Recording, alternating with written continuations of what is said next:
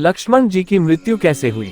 दोस्तों, एक पौराणिक कथाओं के अनुसार भगवान राम ने त्रेता युग में सारे कार्य संपन्न कर लिए थे और उनकी सारी लीलाएं समाप्त हो चुकी थी और धरती पर उनकी जीवन की अवधि भी समाप्त होने का समय आ चुका था।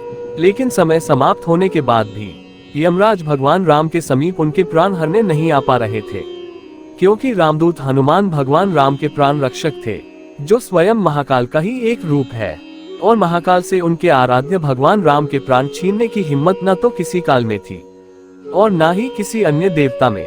इसलिए कहा जाता है कि काल चक्र और समय चक्र को आगे बढ़ाने के लिए भगवान राम की मृत्यु होना जरूरी भी थी। ऐसे में भगवान राम ने एक उपाय निकाला और अपनी एक अंगूठी जमीन के अंदर पाताल लोक में गिराकर हनुमान जी को उस अंगूठी को खोजने के लिए पाताल लोक में भेज दिया गया।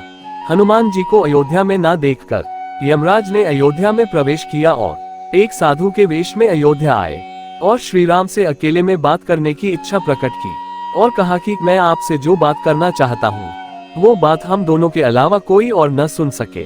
यदि कोई हमें बात करता सुन ले तो आप उस व्यक्ति को आप मृत्यु दंड देंगे। और भगवान श्री राम इस बात पर सहमत हो जाते हैं तथा लक्ष्मण जी को द्वार पर पहरा देने को कहते हैं।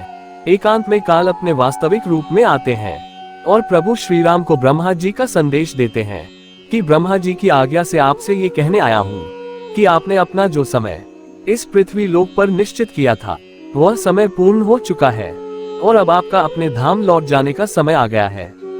सभी देवी देवता आपको विष्णु स्वरूप में देखने की प्रतीक्षा कर रहे हैं। इसी बीच द्वार पर महर्षि दुर्वासा पधारते हैं तथा लक्ष्मण जी से कहते हैं कि उन्हें श्री राम से इसी समय मिलना है।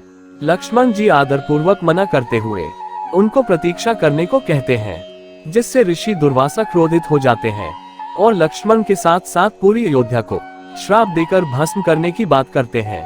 लक्ष्मण जी मन में विचार करते हैं कि पूरी अयोध्या का नाश होने से अच्छा है कि वह ऋषि दुर्वासा का संदेश श्री राम को बता दे। फिर लक्ष्मण जी अंदर जाकर श्री राम को बताते हैं कि ऋषि दुर्वासा जी उनसे मिलना चाहते हैं। लक्ष्मण जी को देखकर श्री राम जी दुखी हो जाते हैं और काल श्री राम जी को उनकी प्रतिज्ञा याद दिलाकर अंतर्धान हो जाते हैं। फिर ऋषि दुर्वासा जी से मिलने के बाद जब श्री राम जी ने ये बात महर्षि वशिष्ठ को बताई तो उन्होंने कहा कि आप लक्ष्मण का त्याग कर दीजिए। साधु पुरुष का त्याग और वध एक ही समान है। तब श्री राम ने ऐसा ही किया। श्री राम द्वारा त्यागे जाने के बाद लक्ष्मण जी सीधे सरयू नदी के तट पर पहुंच जाते हैं और सरयू नदी में समाधि लेकर शेषनाग का रूप लेकर भगवान विष्णु के निवास स्थान क्षीर सागर में जाकर विराजमान हो जाते हैं।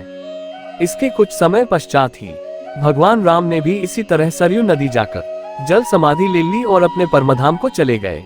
दोस्तों, अगर आपको ये पौराणिक कथा अच्छी लगी हो तो आप इसको लाइक, शेयर और कमेंट करें और हमारे चैनल को सब्सक्राइब जरूर करें। धन्यवाद।